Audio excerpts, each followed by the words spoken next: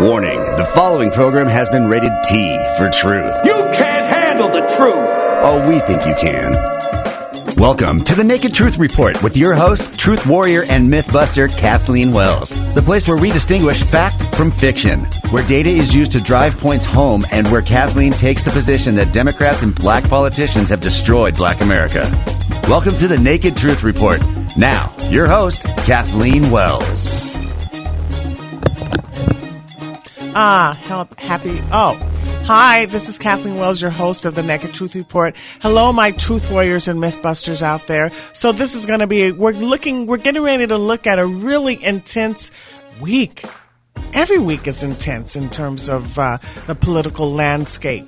It's just intense. So Nancy Pelosi says that they're going to file out, actually Nadler and Nancy Pelosi said that they're going to file articles of impeachment this week.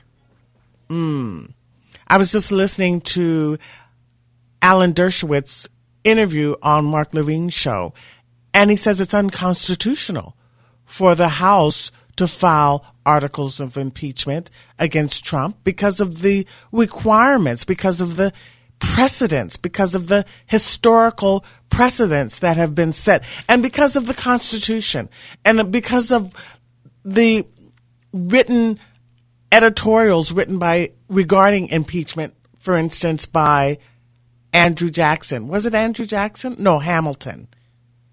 So it's treason, bribery, high crimes, and misdemeanors. Treason, bribery, high crimes, and misdemeanors. Jonathan Turley was the only attorney, lawyer, constitutional lawyer, I think he's at George Washington Law School, that was picked by Democrats to testify, and he is a Hillary supporter. He voted for Hillary, and he said there's not sufficient evidence to file articles of impeachment against Trump. It's too thin. They're rushing through it. It's clearly a political hack job, and that's something that Alexander Hamilton warned against, a political hack job for impeachment. One party's in control of the House, and so they decide they have animus towards the president, the executive branch, which is a co-equal branch with the judicial and legislative branch. And the Supreme Court acts as sort of like the referee. So the House decided, because Trump didn't turn over the documents requested when they subpoenaed him, he had breached, or he was in violation, or he had abused his power, and therefore he could be impeached. As opposed to the idea that he could go to court. He could go to the Supreme Court, the third co-equal branch, and let them be the referee in the matter. But no. So Nancy Pelosi and the House Democrats said, no, he's not entitled to go to the Supreme Court and let them be the referee in the matter. Because the executive branch, which is the president, is co-equal to the legislative branch, which is the House. The House Democrats are saying they have more power than the executive branch. That is not true. They're co-equal. They cannot dictate to the president what he must do. It needs to be adjudicated in the Supreme Court, the judicial branch. Another thing that's going to come up tomorrow is the IG report. We may be disappointed because many of the pundits or talking heads have indicated that this Horowitz report will indicate that there was a proper predicate for the counterintelligence surveillance of the Trump campaign during the 2016 campaign, that it was not illegitimate. It was predicated. The predication was not political motivation. They had reasonable grounds to the FBI had reasonable grounds to institute or investigate the Trump campaign during the 2016 campaign. However, I was listening to what's his name? I can't remember his name. What I've heard is that Horowitz may not have had access to all of the players, to folks who are not currently in the federal government, that he was limited in his in the areas in which he could pursue or investigate, and that the Durham, so it's sort of like intermediary, and the Durham report, I think the Durham report may be what us Trump supporters is looking for, because we're expecting folks to be indicted and to go to prison. But Dan Bongino says, let's not get our hopes up so high, because the deep state must be really deep. Is the deep state so deep that they're above the law? We know there's a double standard, but are they above the law? What the Trump campaign, or what, the Democrats say this is all conspiracy theories that Trump supporters, people like Dan Bongino or conservatives are talking about. It's a conspiracy theory. There's no meat there. Nothing actually happened. We're making it up. They're making it up. Trump is making it up. Well, I think we're going to have to wait and get the Durham report. I think the Horowitz, or this is what I've heard, the Horowitz report will find bad faith, will find things that were not proper, but it will not go to the level of actually indicting anyone. And if it does indict someone, this is what has been leaked. We don't know definitively. We have to wait and see the report, which will be released tomorrow, and then Horowitz will testify on Wednesday. But this is what has been leaked. This is what they're telling us. We don't know definitively until we read the report. I'm not going to read the report. I'm going to listen to other people analyze the report, and I'll probably watch the testimony of Horowitz on Wednesday. But this is what we're told, is that it's sort of like it's not going to go all the way in terms of what we're expecting. Trump supporters are expecting indictments, and that it will implicate bad faith or wrongdoing by low-level FBI officials or the FBI lawyer. But it won't go as high as we'd like to. Because what we've been told and what we've been believing, our understanding from what has been said on Fox and what Dan Bongino says and John Solomon has said and Sarah Carter has said, is that there was some wrongdoing, that they have improperly surveilled, spied on the Trump campaign during the 2016 campaign, that he was improperly spied upon. And there was entrapment and all this other kind of negative and bad stuff. Underhanded, undercover stuff was taking place. But what's been leaked is that the Durham report won't go to the extent of indicting anyone significant. So we have to wait until the Durham report. Well, we'll find out tomorrow, right? And we'll definitely know after we listen to his testimony on Wednesday. So let's see, what is the other thing? I have a pre-recorded interview that I conducted with Ira Mehlman, who is the media director for FAIR, Federation of Americans Immigration Reform. I have a pre-recorded interview that I conducted with him last Thursday. Hi. And so we're going to listen to that. It's about, he was at the southern border. He was at the border in Arizona. So we're going to listen to that interview, and then we'll come back and I'll finish up with what I was discussing. Okay, can we hear it, Jeff? Thanks. Hi, this is Kathleen Wells, host of the Naked Truth Report. And guess what, folks? I'm pre-recording an interview with Mr. Mehlman, who is the media director for FAIR. You guys know that I just recently attended FAIR's Hold Your Feet to the Fire. Was it last month? I can't remember. I think it was last month. Anyway, Mr. Mehlman was down at the border. And this interview, we're going to focus on what he learned and why he was there. So, Mr. Mehlman, welcome to the Naked Truth Report. It's a pleasure. Thank you. So tell us, why did you decide to go down to the border? Well, we need to get a firsthand assessment of what is going on. You don't necessarily get the full picture when you read from the LA Times or watch CNN. They give you only small snapshots. We wanted to get an assessment and talk directly to the men and women who are on the front lines. And so we've been periodically going to various parts of the border over the past few months. And this week we've been along the border between Arizona and Mexico to get a sense, because this really has become the main entry point for illegal narcotics into the United States. This is, each sector of the border has its own unique problems.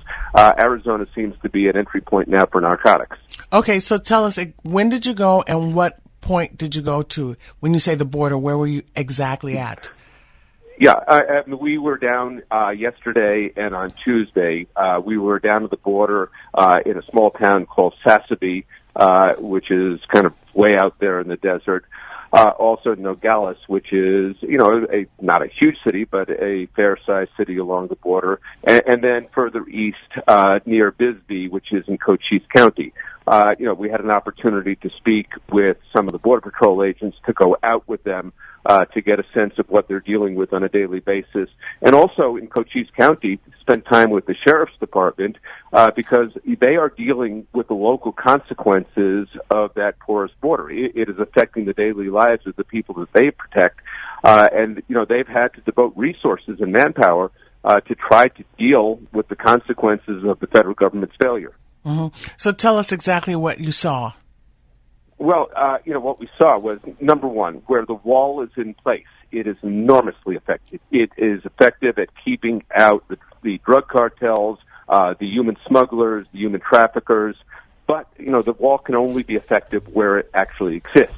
And you have areas where you have the wall, and then the wall just abruptly ends. And all you have in most places is a single strand of barbed wire, which is not very difficult for the smugglers to get past. And this is where, most of the traffic is taking place. And, we've all heard about these horror stories taking place on the other side of the border, the drug cartels committing mass murder. The women and children that were killed a few weeks ago, 21 people in a town across the border in Mexico just within the past week or so. This is perpetrated by the Sinaloa drug cartel. The Border Patrol is telling us that they now control territory on our side of the border, that they have access to the United States. They have people positioned. You can see them sometimes. They're out in plain sight, the spotters who are looking for the Border Patrol where they are, radioing that information back across the border to Mexico to let the smugglers know when it's time to bring in the narcotics or when it's time to bring in their smuggling cargo or their trafficking victims. Inevitably, when you have these criminal organizations controlling certain parts of the border, no good is going to come of that. Mm-hmm. So when you say the wall, are we talking about a newly constructed wall, Trump's wall? Is that what you're referring to? No, in most cases, this was wall that was put up prior to President Trump. He's trying to extend it in certain parts of the border. But some of these walls and fences have been up since the Obama administration. It was Congress authorized the construction of a wall in 2007. It was supposed to be much more extensive than it is, but it did go up in certain places. As much as President Obama didn't particularly want to do it, there was some wall that was built. And in those places, the Border Patrol and the local law enforcement will tell you it is extremely effective at keeping people from coming into the country and extremely effective at keeping the criminal cartels from doing what they want to do. Mm-hmm. Were you able to speak to any people that were actually crossing the border from Mexico? No, you don't have access to those folks. Although in a previous trip to the border near McAllen, Texas, we did have an opportunity to go into the detention facility where they hold people that they were catching. And most of those people were taking advantage of loopholes in our political asylum laws and in our family detention policies. What you were able to see are people who understood, that they'd be detained for 24 to 48 hours if they showed up with a kid and then released into the United States. So at that level, you were also seeing abuse of our humanitarian policies. We didn't have an opportunity to see that here in Arizona, but we did talk to the law enforcement officials and the sheriffs who are dealing with the consequences of the drugs coming across. Many cases they are making the arrest. They can't arrest people for immigration violations. They don't have that authority, but they certainly can go after people who are moving drugs through their counties. Mm-hmm. And what are the numbers? What did they tell you about the data? The numbers of people? Well, yeah. Yeah, while we've seen the apprehension numbers decline since May, what we are seeing is an increase, especially now after the summer months when the weather is more hospitable for people to cross that terrain. The Cochise County Sheriff's Department, which is the southeastern corner of Arizona, at their own expense, has created a strike force. They've dedicated officers and installed cameras all along that border. They have hundreds of cameras out there. So they have photographic evidence of the number of people who are coming into the country. And their photographic evidence indicates that the numbers have gone up precipitously since October. November has seen spikes that exceed what they were seeing back in the spring, which was supposedly the peak season. Oh, that's unfortunate. Yes, it is. And, they share this information with the Border Patrol. The Border Patrol does manage to arrest some of the people coming in illegally, but, a lot of them, the majority of them get away. And part of that is due to the fact that you have this ongoing abuse of our political asylum system. So officers are pulled off the front lines to go process people who are coming in filing bogus asylum claims, which diminishes the manpower at the border at a time when we need all the manpower we can get out there. Mm-hmm. Now, was ICE down there? ICE does not operate along the border. They operate in the interior of the country. The border region is under the auspices of the Border Patrol. In the interior of the country, that's where ICE goes after people who have made it into the United States. Oh, so it's just Border Patrol agents and then law enforcement agents. And the Border Patrol... Yeah, go ahead. Yeah, it's Border Patrol, and, if they have a cooperative local sheriff or police department, it's them as well. Mm-hmm. So what were the numbers do you know the numbers that they were talking about seeing? Well, in Cochise County, and again, that's just one small segment of the border, they saw a spike, I think, for about 600 people coming across the border in October. They said there's similar numbers in November. They haven't gotten the final tabulations. But, that is, an area where you do have a significant amount of fencing. So the areas where people can come through are not as fast as they are at other points of the border. The people and the smugglers also know that you do have a local police department and sheriff's department that is going to cooperate. So, it's kind of a cat and mouse game where you have the fence and where you have cooperative law enforcement, you tend to have fewer people coming across. And that's the good news. If you had cooperation in places like California, you would probably see a lot fewer people coming. People have to respond rationally when they believe that they're going to be able to violate the law, whether it's our immigration law or whether it's profiting off of the trafficking in narcotics. They're going to go ahead and do it. If you send the opposite signal that we are watching, that we're going to have cooperation between federal and state and local agencies, then people respond accordingly. So, one of the things the Cochise County Sheriff's Department pointed out is that sanctuary policies, such as the ones in place in California, serve as an enormous magnet that people understand that if I can get into the United States, wherever I get in, if I head to California, I will be protected there, and that becomes an inducement for people to violate our immigration laws. Now, you're the media director for FAIR, is that correct? That's correct, yes. So tell us, what is your role as media director exactly? Well, to try to get information out to the American public. As I said, one of the reasons that we come down to the border periodically to do this is because you don't get a complete picture of what is going on if you, as I said, if you getting your information from the LA Times or CNN. They only present part of it, the part that suits their editorial bias. But there's a much bigger picture, and the American public needs to be aware of that. And how do you find the Congress, Democrats specifically, or just Congress in general, how do you find that their awareness as to the problem and their response to what's going on? You deal with Congress. Well, I'm sure they're aware. They do have access into information. But they are derelict in their duty. Congress is not doing anything, particularly to try to deal with this situation. When you have the Border Patrol saying, "Hey, the Sinaloa cartel is now controlling portions on our side of the border," that ought to set off alarm bells in Congress, and yet it doesn't. They're obviously busy with other stuff right now, but quite frankly, they weren't doing anything even before impeachment. And to be honest, when the Republicans had full control of Congress after the 2016 election, they didn't do very much. So, there's blame to go around, but sooner or later, somebody's got to step up and actually do something. Well, and I think Trump is, but he needs help from the Congress.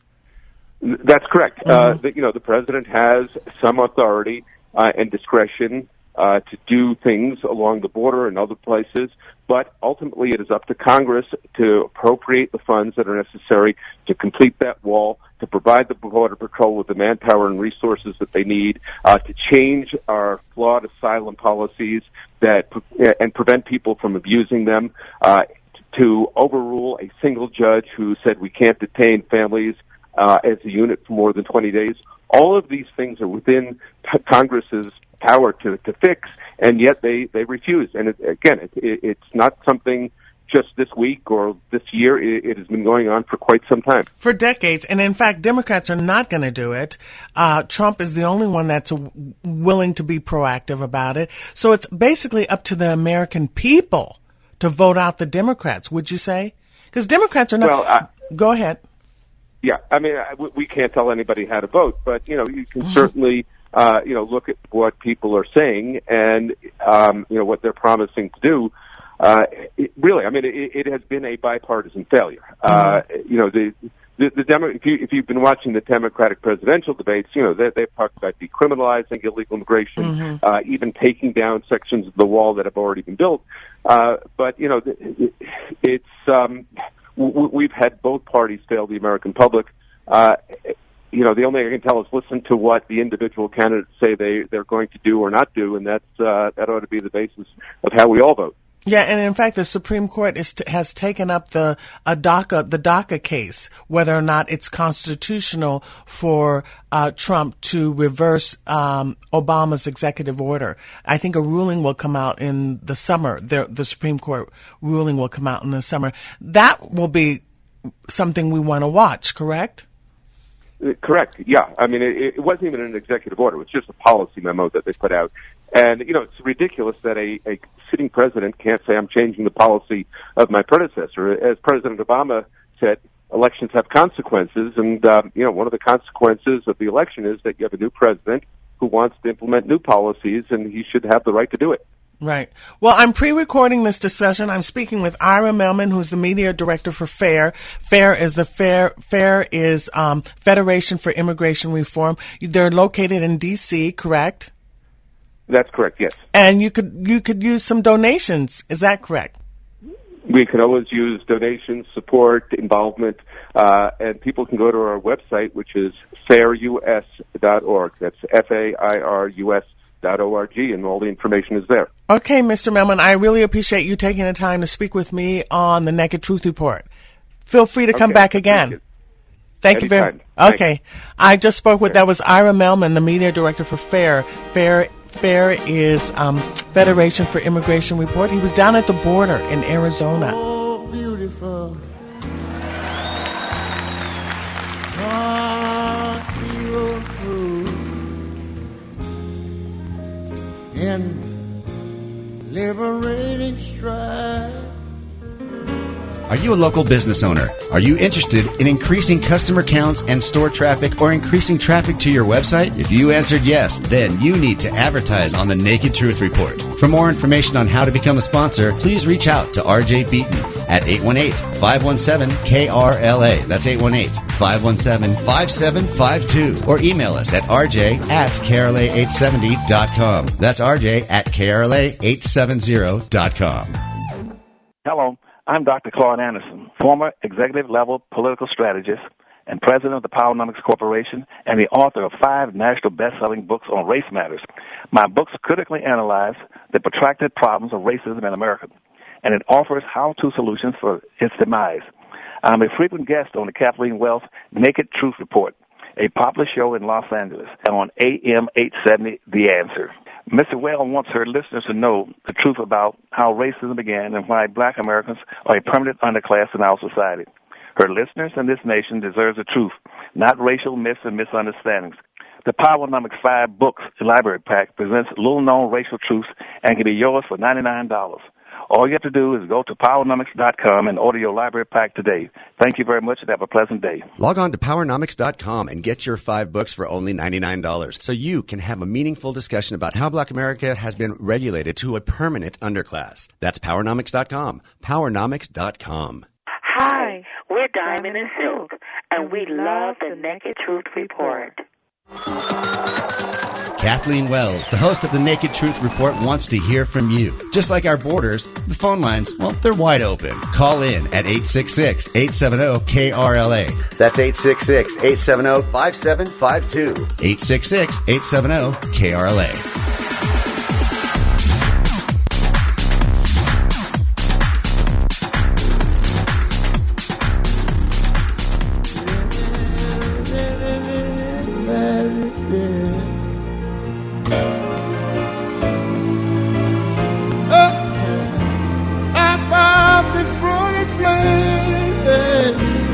I wanted to let that play a while longer because I think we're beginning to appreciate America more and more and more when we see what the Democrats want to turn America into.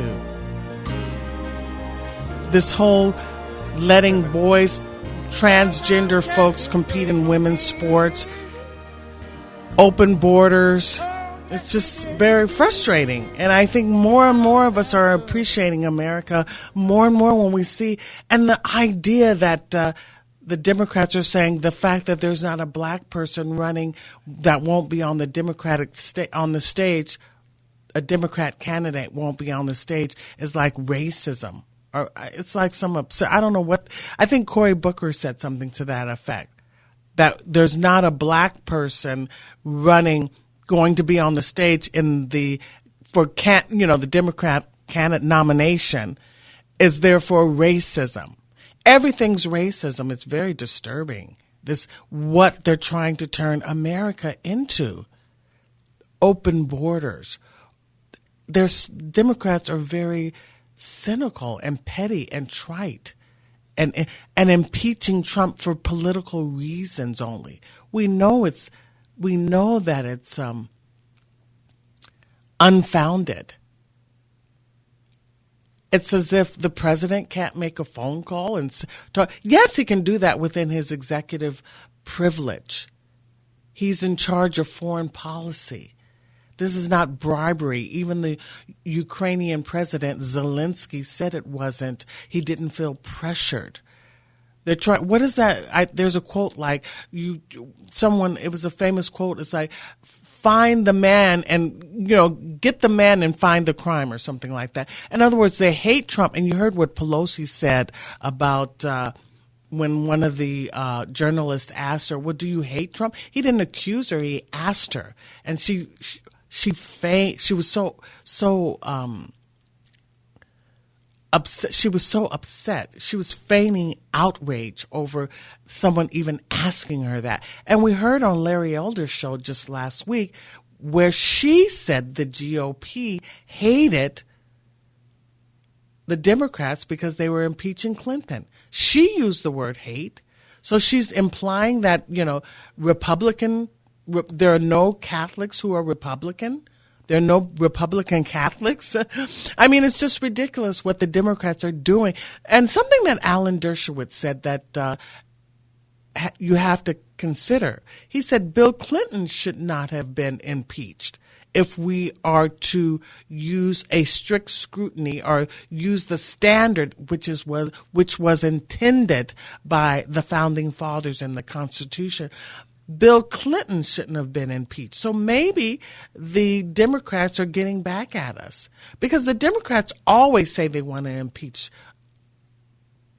a Republican president. They've been saying they wanted to impeach Trump from day one. So they're like insincere. You can't take them seriously. I see I have a phone call from Jim. Hi, Jim in Hermosa Beach. Welcome to the Naked Truth Report. Hello, Kathleen. How are you? Good. How are you? Very good. I think there's something that needs to be brought into this whole situation. You can say what you want about Jimmy Carter as president, but Jimmy Carter and Mike Mansfield and Hubert Humphrey and John and Robert Kennedy and Barbara Jordan and Gene McCarthy, who I met twice, none of those people, Adlai Stevenson, had the kind of personalities of the Democratic Party, which I think got hijacked by the Clintons. Name me one couple. I think she's by far the most corrupt first lady in the history of the country over all of the other ones. Seriously. And tell me, what couple has ever dominated the landscape like they've done for the last 27 years? And she was even on Howard Stern. Bannon indicated that possibly after that Howard Stern interview, she may get back into the campaign. Well, here's the thing. When Barry Goldwater lost, he was a gentleman. When Robert Kennedy was defeated in the Oregon primary in 1968, Pat Buchanan said he was very gracious. Richard Nixon, Democrats and Republicans alike. And there were people like George McGovern who later changed his opinion about certain things after he had a business that tanked when he was an innkeeper. And he said, my votes would have been a lot different. So the problem is that and even like Tip O'Neill, if you brought him back, could you imagine dealing with some of the people in his party, like Adam Schiff? He would have gone to the mat with them and put them in a room and said, you're not coming out of here with your attitude. These people never would have gotten anywhere 50, 60 years ago in the Democratic Party that changed to the one in the 20th century, if you know what I'm saying. Mm-hmm. They never would have dominated. Well, they just cheat. They cheat. Yeah, this whole notion that Adam Schiff subpoenaed the phone records of his colleague, mm-hmm. And then released it to the press because Nunes and John reporters' phone records released that to the press. That's hitting below the belt. Well, you know what? You know something. That is real dirty tricks, and I'm going to tell you something. When you look at the Watergate, some of the people on the Watergate committee, and it's sad that people have no memory that Peter Rodino, who was the head of the Judiciary Committee, and Daniel Inouye, and Barbara Jordan and Tom Railsback and all of these talent, these wonderful people, none of them were partisan, Democrat or Republican. They carried themselves with nobility at the time. They gave Nixon the benefit of the doubt, and only when it became obvious that there was illegal wrongdoing, then they voted for the articles of impeachment. But they gave him his day. But they never acted like these current idiots in the Democratic Party. Very important to have a sense of history about this. I mean, if you remember Barbara Jordan, she also was in favor of controlling our borders. I know you've talked about that before, right? Mm-hmm. Yeah, exactly. And so Barbara Jordan would be absolutely appalled by this kind of behavior. Seriously. Yeah, I mean, the Democrat candidates are talking about decriminalizing, as Ira Mehlman said in our interview, decriminalizing the border. I think that was Castro. Is that his name, Castro? Juan Castro? Robert Kennedy would have flipped over on these people. He would have just absolutely flipped his lid knowing how he felt about organized crime. And you notice about this party, they never talk about the people who were in their party 50, 60 years ago, and right. They never bring up any of the people that I brought up. They never talk They about have no sense of history. And they never talk about Barbara Jordan. In fact, when I attended the Congressional Black Caucus legislative thing, when I first started this show, I asked Sheila Jackson Lee about Barbara Jordan's position because Sheila Jackson Lee has Barbara Jordan's seat in Texas. Right out of Houston. Yeah, exactly. Out of Texas. Yeah, exactly. And all she said is, "Oh, I love Barbara Jordan." That was her response. But if you go on YouTube, you can listen to Barbara Jordan saying, and Barbara Jordan also made it very clear, and she and Eugene McCarthy both have the same position. A lot of the old school Democrats, Mike Mansfield, that they supported immigration, but it was done legally and it was done orderly, and they were against the idea of sanctuary cities, of chain migration, of people violating the law. So there was a clear. So Sheila Jackson Lee can say she loved Barbara Jordan, but her values are not the same. Right. That was the point that I was trying to make with her. But this is what has happened. These people don't love America anymore. No, they hate it. They hate it. You're right.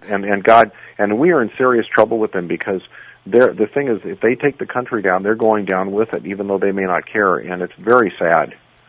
And I listen to some ministers and others talk about the times that we're living in, and I must say I agree with them that there's almost like an evil spirit that's run amok with these people. If you look at Adam Schiff's eyes. Yeah. You look at Adam Schiff's eyes. He's got this almost like a demonic look in his eyes. I'm going, this is not normal. There's something going on, and they're drunk on power. I don't know, but that's why I wanted to play America the Beautiful, because we appreciate America the more we see that it may slip between our fingers. Well, I'll tell you this on a final note. I've had the honor of getting to talk with Mabel Johns, who's a minister, and she was one of the Raylettes with Ray Charles. And Ray Charles, despite whatever he went through with his blindness or whatever prejudice, Ray was a very strong, was a patriot. And when he recorded that album, I used to have that album, A Message to the People. I had Abraham, Martin, and John, and America the Beautiful. Ray said, I wanted to put something together that unites people and brings them together. And if he was alive today, he would be appalled at this behavior and say it was idiotic. I know he would say it because I listened to interviews with him about how he felt about things. Mm-hmm. Yeah, that's why I wanted to play that. I appreciate that song. It's beautiful. It's touching, and just and that there are generations of Americans that have no appreciation. They're taught in the schools to hate America, in the colleges, and these things that they're teaching now, particularly in the public schools, it's just not right.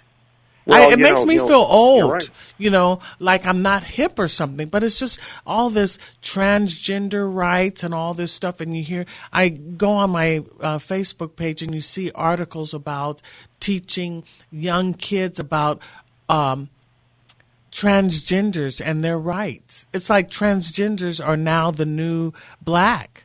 You know what I'm saying? Yeah, something. Tommy Lasorda once had a joke. He said, "You show me a milkman with high heels, and I'll show you a Dairy Queen." And Tommy Lasorda, the former Dodger manager, is still funny. But see, he would get attacked for that today. And if you go back and look at those roasts with Rodney Dangerfield, and Dean Martin, and Sammy Davis Jr., and LaWanda Page, and Red Fox, and Phyllis Tiller, and all those great comedians, Jonathan Winters, they would get attacked by these people today. And yet those individuals had a legacy of being really funny without being filthy, and yet these people today have no legacy except to tear the society down.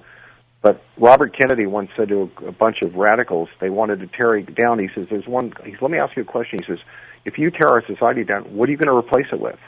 Right. See? And, they're so self-righteous. They're pointing the finger, but look at what they've brought us, the degradation that they've brought to America. Well, this is sad, and I'm like you. Our society has never been perfect, but we did have standards, and we had standards. We did make social progress in a number of areas where we had to. And when I watch some of these old TV shows, and I look at Ricardo Montalban and Lou Gossett and some of these people that I've worked with in the entertainment business that I met, I kind of tear up because they were really gentlemen and ladies and gentlemen, and Diane Carroll and their generation had class, and they never threw a temper tantrum. They would always show up and do their work and work with other people, and they had a good reputation, and we're losing those kinds of social graces. It's sad. Yeah, it's definitely being lost. And, I read Professor Wilfred Riley's manuscript of his book, which is coming out, called Taboo. And one of the things, this generation doesn't know history. They don't care to know it. They think it was, they don't have any respect for any history. They don't have any historical knowledge. And they don't know any data. They just hate America. They think that America is a racist country. And this is not true. I mean, the biggest problem facing Black America is not racism, it's broken families, fatherless homes. And that's the point that Professor Wilfred Riley makes in his book, Taboo. In fact, during slavery, 75% of children had the same parents. They had a mother and father, the same mother and father.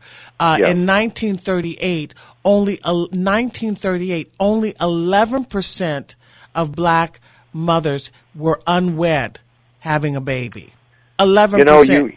It is mind-boggling, and what you're saying is true. And I've read some interviews with Richard Dreyfuss, the actor, who's not some kind of a right-wing extremist, but he's furious at the way that civics and a lot of and cursive writing and other things were taken out of the curriculum in schools.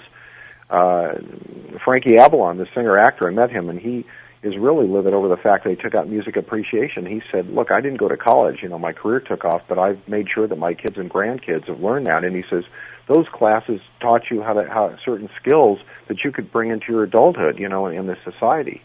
I had a question to ask you. I have somebody in mind who has a wonderful program that deals with what you're talking about there, and I'd like to see if there's an email, if I can get it off the air, and I'll send you some information about this person, see how you might feel, if you might feel like you might like to have her on as a guest. Oh, who is it exactly? Her name is Phyllis McNeil. She's the founder of the Straight Talk program, and Phyllis had a miserable childhood. She went through horrible abuse, but she through some women and she is African American, and she's Black, and these two women wouldn't give up on her. They encouraged her. She learned to forgive. She went on, got a degree, an MSW degree, and became a parole officer.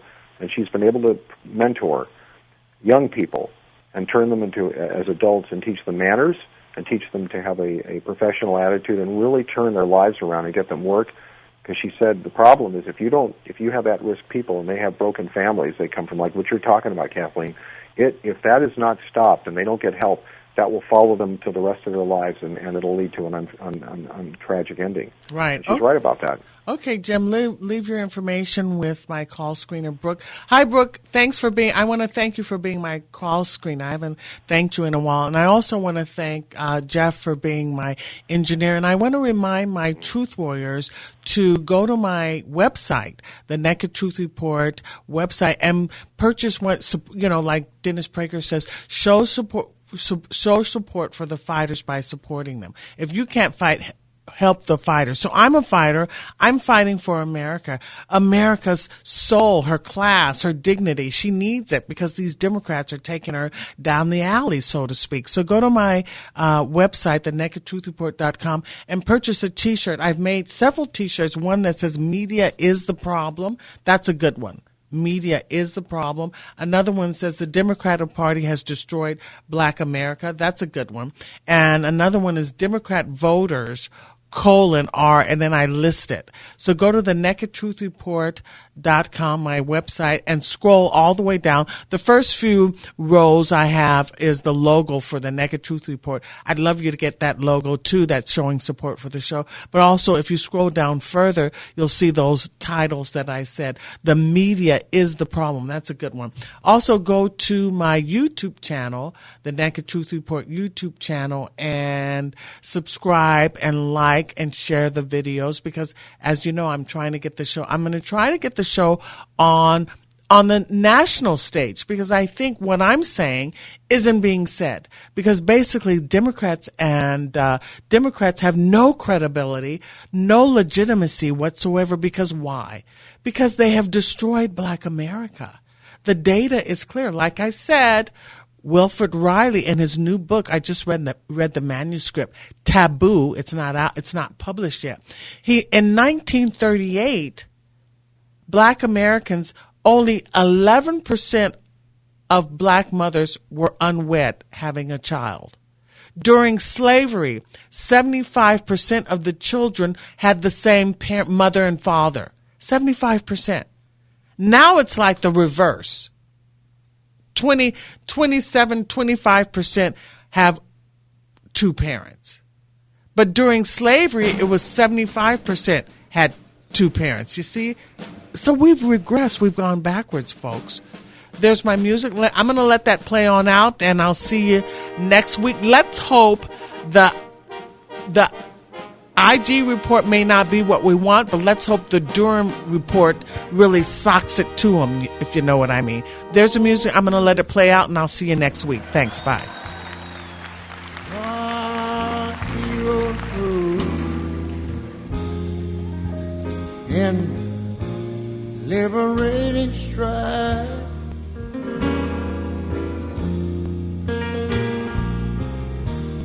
Who more than self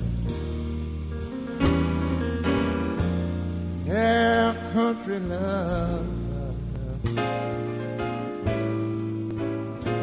and mercy more than life. What I'm saying about tonight is this America